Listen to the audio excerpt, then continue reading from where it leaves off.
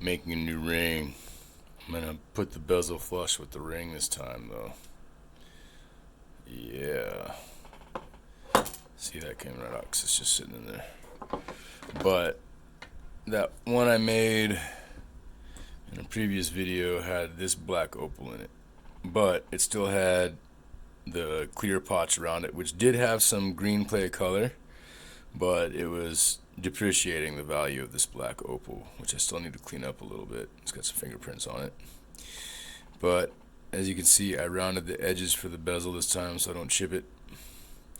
And cut it down to size and cleaned it up quite a bit. It's not the most spectacular stone, but that is the very first, or one of the very first black opals I've ever cut. I've only cut two, but anyway, that's where I'm at for this time. I'll be back with more in a minute. Alright, so I've pulled my ring out of my pickle solution, water and granulated dry acid compound, and then I dip it in baking soda water to neutralize the acid, and then I rinse it in clean water. And then there is what it looks like after it's been pickled, after the solder. Now I just need to go in and file these edges smooth, and then clean it all up, sand it and polish it, shove a stone in there. It's gonna be pretty cool. Pretty stoked. So this is my messy workstation. Of course it's messy because I've been using the hell out of it today. But here's the first opal ring I ever made. As you can tell, it's really not that great. I rubbed the bezel through right there trying to sand it smooth because I bent the crap out of it, so I didn't know what the hell I was doing. And then I made a second ring with a black opal that was even worse. So I tore that apart and cut it apart. I'll get back to what I did with that in a moment. So this is the third ring that I made, a little bit better. I made the bezel a little too high.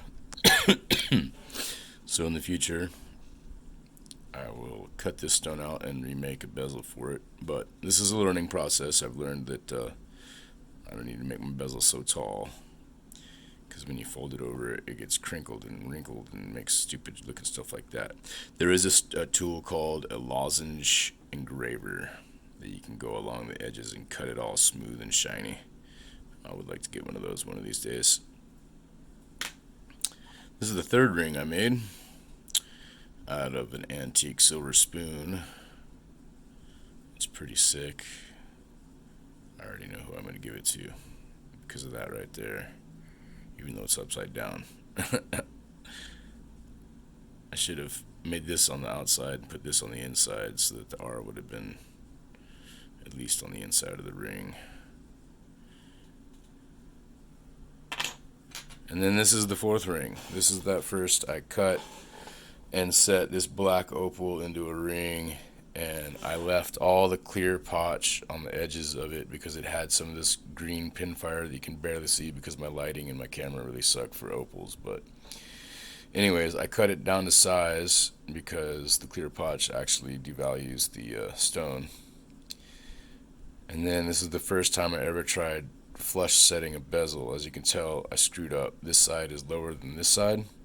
That's because when I had it on my third hand tweezers, I accidentally bumped my heating brick, my soldering brick, and moved the damn thing while the soldering was just about to set, and it made the band move just a little bit, or made the bezel move inside the band rather.